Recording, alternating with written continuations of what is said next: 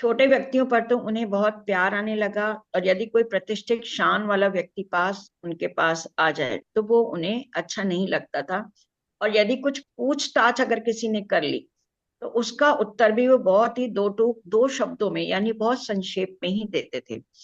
और कभी कभी यदि कोई चतुराई से उनके पास आता था, उनसे बात करता था, तो हो सकता था कि वो उसको एक कभी चांटा भी जड़ दें। ऐसा उन्होंने अपनी इस पंक्तियों में लिखा है कि अपने अंदर उनको ऐसा परिवर्तन सा महसूस हुआ।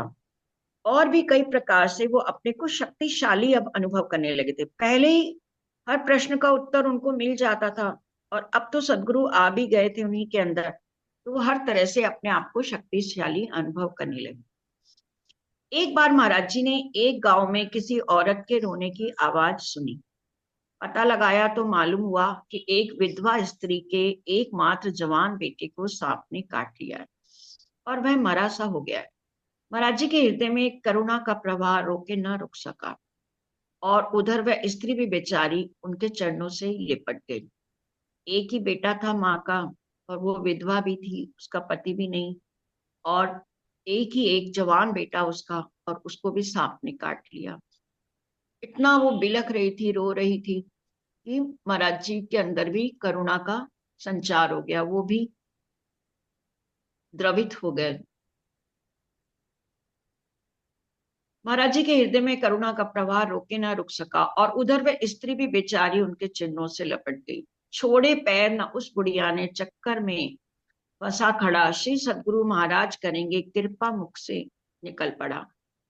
और वो जब पैरों से लिपटकर बार बार अपने बेटे को जीवित करने के लिए कहने लगी तो बहुत दुविधा में हो गए। वो पैर ही ना छोड़े वो बुढ़िया कि नहीं, आप ही संत हैं, आप भगवान के रूप हैं, आप ही सब कुछ कर सकते हैं।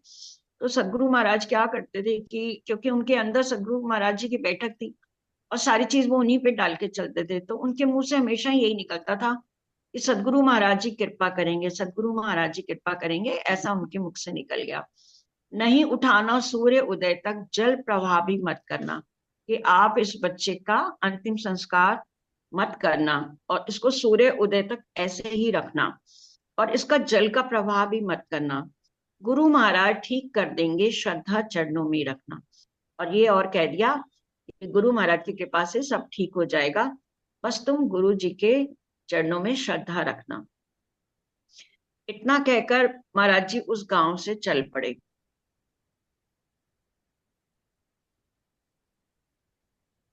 नेक्स्ट करो दीदी। हाँ जी। हुआ। हम्म। हो गया ना। हाँ जी, हाँ जी, ऊपर बढ़ाइए। एक मिनट, वो कुछ गड़बड़ हो गया सुंदर मेरे। साथ जी, ये घटना ऐसा है कि वो कह के चल देते हैं और बाद में ऐसा ही होता है, उनका ये कथन सत्य हो जाता है। और वो बुढ़िया कितना ही गांव वाले कहते रहे, लेकिन उस बुढ़िया ने ना तो अपने बच्चे का अंतिम संस्कार करने दिया, और ना ही उसको जल प्रवाह उसका किया। और जैसा महाराज जी ने कहा था वैसी बात सत्य हो गई, और वह जीवित हो गया। हाँ, तो कर इतना दिया। कहकर महाराज जी उस गांव से चल पड़े। बाद में गांव वालों को विश्वास हुआ ही नहीं, इसलिए तो वो सुबह ही उस लड़के को दफनाने की तैयारी में लग गए। किंतु उस बेचारी बूढ़ी औरत का ममता से भरा हृदय यह स्वीकार ही नहीं कर सका कि सच में उसका बच्चा मर चुका है। उसने जिद पकड़ ली कि सूर्योदय तक किसी भी गांव वाले को उसके शरीर को हाथ नहीं लगाने देंगी। और प्रभु ने कुछ ऐसी कृपा रखी कि सूर्यदेव के थोड़ी देर पश्चात ही उस बच्चे ने आंखें खोल ली, और वो उठ खड़ा हुआ। पूरे गांव में बड़ा कौतूहल का वातावरण बन गया। महाराज जी की तलाश होने लगी, लेकिन महाराज जी तो इन बवालों से पहले ही अपना पीछा छुड़ाकर गांव से रवाना हो गए थे। महाराज जी कहते हैं कि जब एक गुरु महाराज ने हमारे ऊपर कृपा की, महाराज जी कहते हैं कि जब से गुरु महाराज ने वो हमारे ऊपर कृपा की और हमारे भीतर अपनी शक्ति डाली, तब से उन्हें अपने गुरु की शक्ति का जगह जगह भान होता रहा। उनको ये अंदर से महसूस होता था कि वो कुछ भी कह देते थे तो वो हो जाता था। अब यहाँ पर तो कितनी बड़ी बात हो गई कि एक मरे हुए बच्चे को जीवित कर दिया उनकी गुरु जी की शक्ति ने। तो जब से गुरु महाराज हमारे उर में बैठे थे आकर, क्या बतलाएं क्या हो गए हम उनके हृदय में बिठलाकर। अब महाराज जी अपने परिवर्तन को बता रहे हैं कि जब से गुरु महाराज जी हमारे हृदय में आकर, मेरे हृदय में आकर बैठे थे, मैं क्या बतलाऊं कि मैं क्या हो गया था। जैसे हम किसी के संग हैं ऐसा हमें लगा करता। हमें सदा मुझे ये लगता था कि कोई मेरे संग है, हर पल मैं किसी के संग हूँ। इकले कभी ना रहते थे हम, बीच नाच समझो डर का। और डर का तो नामो निशान ही नहीं था, हम कभी अकेले खुद को महसूस ही नहीं मैं करता था। चढ़े हुए मानो हम कोई पर्वत की ऊंचाई पर, और इतनी शक्ति अंदर आ गई थी तो ऐसा लगता था कि बहुत, जैसे मैं एक पर्वत से भी ऊंची जगह पर हूं, मतलब अपने को मैं बहुत ऊंचा महसूस करता था। और मानव छोटे लगते जब हम दृष्टिपात करते उन पर, क्योंकि इतना अधिक पावर आ गई थी कि इनको लगा था ना कि अब तो दुनिया का कोई भी कार्य गुरु जी की कृपा से हो जाता है। जब ये कहते थे सदगुरु ठीक करेंगे, वो काम हो जाता था। साथ साथ दुर्बल भी लगते, चाहे हाथी हो आगे। अब इतना निर्भय हो गए कि इनको किसी से डर नहीं लगता था। वो कहते थे हाथी भी चाहे कोई मेरे सामने क्यों ना आ जाए, वो भी मुझे दुर्बल ही लगता था। हमसे लोग लगे डरने कुछ, निज स्वभाव ऐसा पाके। वो कह रहे हैं कि मेरा ऐसा स्वभाव पाके कि मैं कभी भी बोल भी देता कुछ, किसी को चांटा लगा देता, या कभी किसी को कोई पूछताछ करता तो मैं उत्तर ही ना देता। तो मेरे ऐसे प्रभाव, ऐसे स्वभाव को देखकर कुछ लोग मुझसे डरने लगे। और इस सांप काटे लड़के के जीवित हो जाने का समाचार तो बहुत ही जल्दी महाराज जी के सदगुरु के पास पहुंच गया, और उन्होंने इनको बुलाने के लिए संदेशा भेज दिया। अब ये समझ गए कि सदगुरु महाराज को पता लग गया है, अब तो मेरी खैर नहीं। खैर जाते हैं वहां पर महाराज जी के पास, अपने सदगुरु के पास। कि 3-4 दिन यात्रा के पश्चात में उनके चरणों में पहुंच गए। परंतु गुरुदेव कुछ रुष्ट से थे। भाई वो रुष्ट तो इसीलिए थे ना कि आज ये प्रकृति के अगेंस्ट में जाकर, प्रकृति के विरोध में जाकर कुछ काम हो गया था। तो गुरुजी कुछ रुष्ट से थे, और उन्हें देखते ही डांटते हुए बोले कि अब तो इतना बड़ा शक्ति वाला हो गया कि मुर्दा को भी जिंदा करने लगा और प्रकृति के मार्ग में बाधा बनने लगा। अब बता कि उस लड़के की जगह पर यमराज के पास कौन जाएगा। बार बार उनको कहने लगे कि तुम मुर्दों को जिलाने लगा, तो इतना बड़ा हो गया कि तुमने प्रकृति के विरोध में, प्रकृति के मार्ग में तुम बाधा बन रहे हो। तुमने ऐसा काम क्यों किया? अब कौन जाएगा उनके बदले? इतना कहकर, और जब वो दोबारा आ गया था। हाँ, ये कोई बात। यहाँ से पढ़िए। तो यहाँ से। वो कहने लगे किसी को जीवित करना कोई खेल नहीं है कि जिसको चाहा जिंदा कर दिया। अब बताओ उसकी जगह कौन जाएगा? महाराज जी के मुख से अचानक ही निकल गया कि मैं जाऊंगा उसकी जगह। क्योंकि इसलिए निकला कि उनको लग रहा था कि मुझसे ये गलती हुई है। तो अब कौन जाएगा? तो महाराज जी के मुख से निकला, मैं ही जाऊंगा उसकी जगह। अब गुरु जी ने उत्तर दिया, ठीक है, फिर तो तैयारी कर ले, स्नान कर और इस आसन पर लेट जा, और इस चादर को कफन समझ के ओढ़ ले। एक चादर भी उनको दे दी, आसन बिछा दिया, और एक कहा भाई अब तू बनने की तैयारी कर ले, अपने इस चादर को कफन बना ले और तू लेट जा।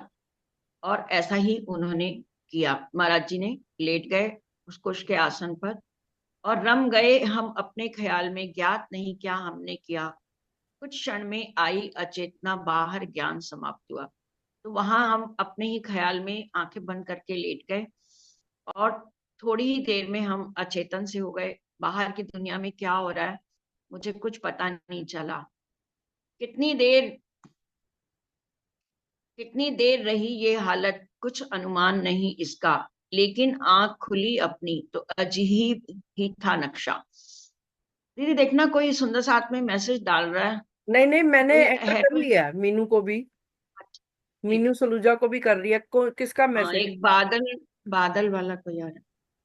कितनी देर रही ये हालत कुछ अनुमान नहीं इसका। अब वो आंखें बंद करके लेट गए और अचेतन से हो गए, बाहर की दुनिया का उन्हें कुछ भी नहीं पता चला। कितनी देर रही ये हालत, इसका कुछ उनको अनुमान नहीं रहा, लेकिन आंख खुली अपनी तो अजीब ही था नक्शा। श्री सदगुरु की जगह राजी मुस्कुराते बैठे बैठे। बहुत देर जब वो ऐसे ही लेटे रहे, अचेतन से हो गए, उनको तो ये था मेरी मौत आ रही है, अब मैं अब बस जाने वाला हूँ इस दुनिया से, अब जाने वाला हूँ। लेकिन बहुत देर वो अचेतन अवस्था में रहे, और जब उनकी आंख खुली तो क्या देखते हैं श्री सदगुरु की जगह राज जी मुस्कुराते बैठे दिखे कि जहां पर सदगुरु महाराज जी थे वहां पर उनको साक्षात राज जी महाराज का दीदार हुआ। बोलो श्री प्राणनाथ प्यारी प्यारे की की जय। जय। यहाँ पर साक्षात महाराज जी को राज जी महाराज के दर्शन हुए। और क्या आवाज दी राज जी महाराज ने कि दी आवाज रतन अब उठो, हम चोला ले उठे। यहाँ पर राज जी ने उनका जो वासना रतन बाई की थी उनको वो पहचान बताई और उनको कहा कि रतन अब उठो। और हम चोला ले उठे, यानी अब वो उठ गए अपने शरीर से। हुआ यहाँ क्या अब से पहले अपने को कुछ ज्ञात नहीं।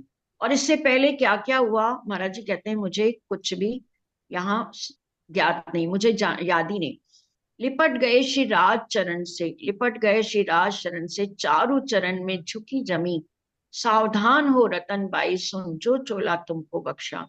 अब जैसे ही राजी महाराज के दर्शन हुए तो उनके चरणों में ही लिपट गए। तो महाराज जी राजी महाराज ने उनसे कहा, हे रतन भाई सुनो, ये जो मैंने तुम्हें चोला बख्शा है, ये जो तुम्हें नया तन दिया है, क्योंकि तुम तो मरने के लिए ही थे, तो वो चोला झंडू दत्त का तुम्हारा खत्म, अब ये नया चोला तुमको रतन भाई का मैंने बख्शा है। झंडू दत्त परातम भेजा, इसमें तुम्हें प्रविष्ट किया। अब झंडू दत्त जो थे वो तुम्हारा चले गए, अब मैंने इस नए चोले में तुम्हें प्रविष्ट किया है और आज से तुम्हारा नाम रतनबाई होगा। इस चोले में बैठा कायमी की लीला करनी है। अब यहाँ पर राजी महाराज ने इनको आदेश दिया कि इस नए चोले में आपको बैठकर कायमी की लीला करनी है। अभी उतरते हैं हम तुम पे, बैठो सावधान हो। और बहुत सावधान होकर बैठ जाओ, अब हम तुम्हारे अंदर उतर रहे हैं। कितनी कितनी कसनी के बाद, कितनी मेहनत के बाद, कितने समर्पण के बाद जी कैसे रीझ गए इन पर। और अब कह रहे हैं कि मैं साक्षात तुम्हारे अंदर खुद आ रहा हूं, तो तुम सावधान होकर बैठ जाओ। कितना अहोभाग्य है सुंदर साथ जी हमारे परमहंस महाराज जी का। और हमारा ये सौभाग्य कि हमको हमारे महाराज जी मिल गए, तो हम तो उनके चरण कमल की मेहर से, उनकी कृपा से ही हम पार हो सकते हैं सुंदर साथ जी। फौरन ही इन शब्दों को सुनकर महाराज जी ने उठ बैठे। वो अपना, उनको समझ में आ गया कि अब उनको ये नया चोला कोई नए कार्य के लिए मिला है। फौरन ही सुन इन शब्दों को बैठ गए आसन लेकर। एक प्रकाश सा उतरा जैसे कोटि सूर्य उतरे अंदर। अगला पिछला ज्ञान हुआ सब, समझ आई सारी लीला। अब राजी महाराज साक्षात बैठ गए इनके अंदर। एक इनको लगा जैसे एक प्रकाश सा उठ गया, एक प्रकाश सा उतरा जैसे करोड़ों सूर्य जैसे इनके अंदर उतर आए हूं। और इनको आगे का पीछे का सारा ज्ञान हो गया, समझ आई सारी लीला। दुख का खेल खिला है क्यों कर इसका सारा राज मिला। अगले रोज घटी एक घटना, श्री सदगुरु का वह लड़का जिसकी धर्म पत्नी मर गई थी अनायास ही धाम गया। अगले दिन एक रोज घटना एक और हो गई कि सदगुरु महाराज जी का लड़का था, उनकी धर्म पत्नी पहले ही चली गई थी, उसका अचानक से उनका धाम गमन हो गया। बड़ा एक धक्का सा पहुंचा, पूछो मत जो दुख दिया, लखते ही लखते रह गए पक्षी ने प्रस्थान किया। बहुत इनको दुख हुआ, ऐसा लगा जैसे जाना तो इनको था, लेकिन इनको तो राजी महाराज ने इनका तन रखा, कायमी की लीला इनसे होनी थी, लेकिन बदले में सतगुरु महाराज जी का बेटा चला गया और इनको उसका बहुत दुख हुआ। दाह पुष्पादिक कर्मों से दिवस तीसरे जब निपटे, श्वेत वस्त्र आदिक लगकर सदगुरु ने हमें प्रदान किए।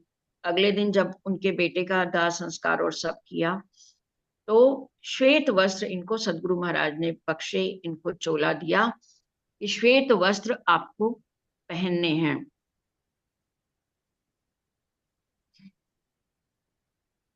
और क्या किया, मंत्र तारतम दिया, साथ में ही तारतम मंत्र दे दिया, बिठला आसन पर हमको।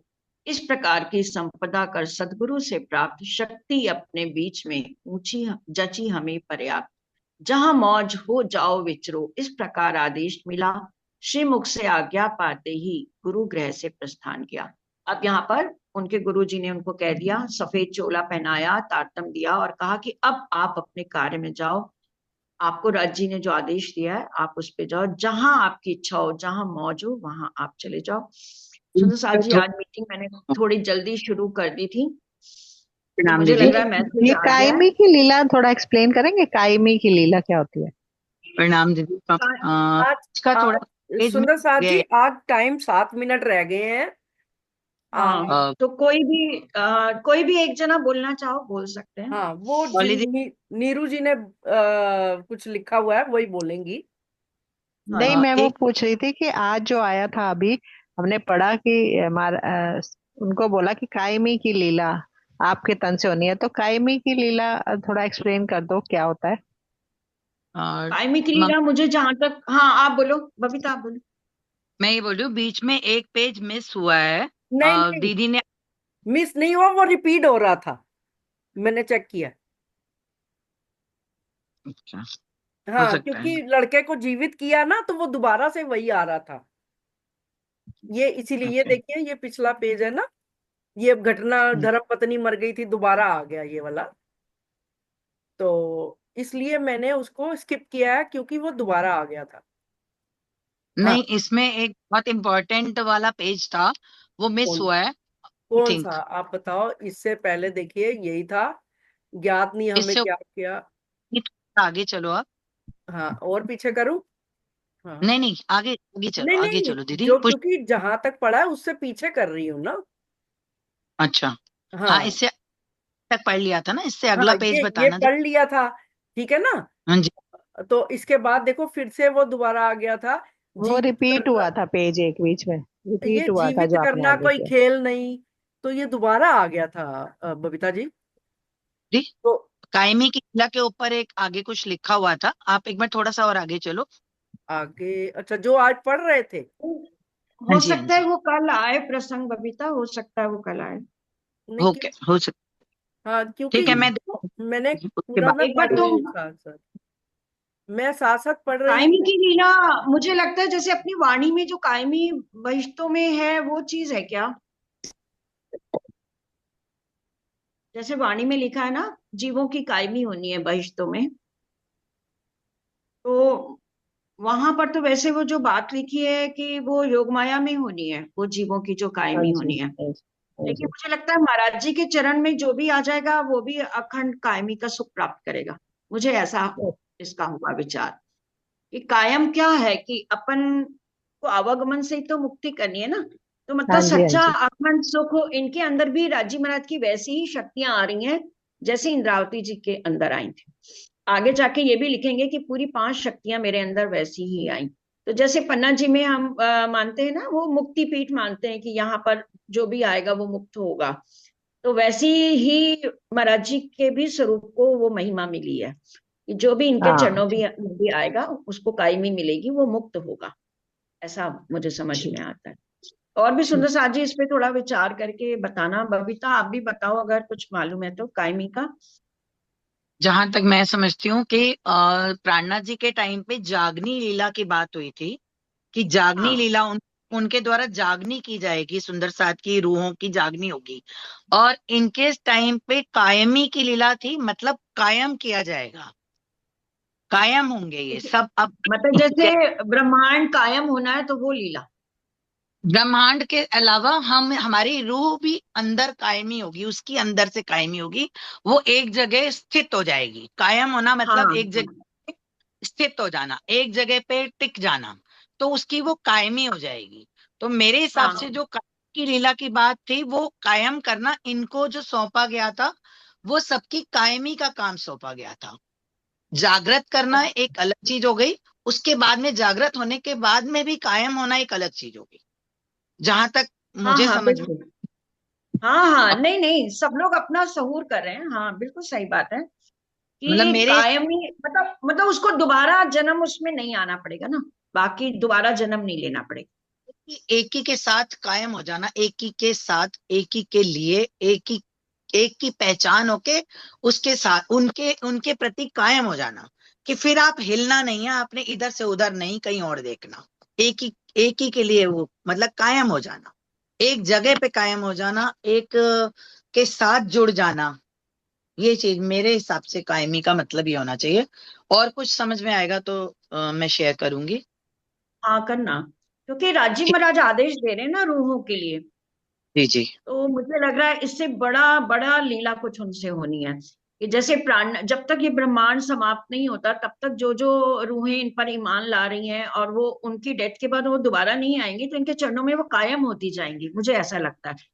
इनके अंदर यही। समाती जाएंगी या इनके अंदर इनके चरणों में वो होती जाएंगी, फिर जब पूरा ब्रह्मांड, जब खेल खत्म होगा तो तब फिर मुझे ऐसा कुछ समझ में आ रहा है कि कायमी का, क्योंकि राजीव महाराज ने खुद इनके अंदर आए हैं तो कुछ बड़ा इनको बख्शा जी। है ना। फिर भी बताना कुछ ऐसा हो, या और सुंदर साहब को भी कुछ समझ आ रहा हो तो बता उसी से रिलेटेड ही एक पैराग्राफ था पूरा, तो वो मिसिंग कहीं लग रहा है। मैं एक बार अपने उसमें भी देखूंगी, अगर मुझे स्क्रीनशॉट मिलेगा तो मैं स्क्रीनशॉट ग्रुप में शेयर करूंगी वो वाला पेज हाँ का। हाँ नेक्स्ट बिल्कुल नेक्स्ट बिल्कुल में बिल्कुल। है, नेक्स्ट में है शायद। वही चीज बोली थी ना कि वो एक एक पैराग्राफ मिसिंग है यहाँ पे ना। नहीं, मिसिंग नहीं है बबीता जी, वो नेक्स्ट वाले पेज पे आएगा शायद। हो हाँ सकता है। हाँ, जी जी। ठीक है। क्योंकि चलो आज नीरू मैंने, दीदी, आप क्या लिख के लाए थे, आप बोलिए। हाँ नीरू जी अभी बोल सकते हो आप। है, टाइम है दीदी? 1 मिनट रह अच्छा गया जी। है, 1 मिनट नहीं हो हाँ तो फिर पाएगा। रहने देते हैं ना, नहीं, फिर 1 मिनट हाँ आएगा तो एक कोई मिनट बात में नहीं। नहीं हो हाँ पाएगा, तो कुछ और कोई हाँ। बोलना हाँ जी, हाँ चाहे जी। तो कल बोल अपन शुरू में ही पहले सुन लेंगे। एक्चुअली आज मैंने मीटिंग थोड़ा जल्दी ओपन कर दी, मुझे लग रहा है वो 10 मिनट उधर ही चले नहीं गए। कोई बात नहीं, वो मैंने तो सिर्फ रिवीजन के लिए 3-4 पॉइंट लिखे थे, बाकी जो पढ़ा है तो उसी एक में से पॉइंट ही। बता दो, 1 मिनट में एक पॉइंट तो बता ही दो। एक पहला बता। यही था कि जो भी प्रभु की खोज, जो भी पूर्ण परमात्मा की खोज में निकलता है, आसानी से किसी को भी नहीं मिलते वो। कसनी तो हम्म। सबको करनी पड़ती है, जब तक जीव कसनी नहीं करता तब तक परमात्मा की प्राप्ति नहीं होती।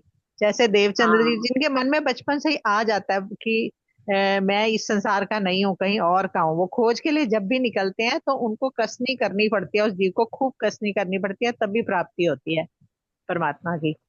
जैसे बिल्कुल धनी सही। देवचंद्र जी भी निकले थे बचपन में, अब ये भी निकले बचपन में। तो हम्म। धीरे धीरे कसनी कर करके ही कुछ प्राप्ति होती है, ऐसे नहीं हो हाँ, जाती आसानी से। तो कल आसानी सब तो नहीं सुंदर है साहब राजीव। कायमी कायमी के बारे में विचार करके आएंगे कल सब सुंदर साहब।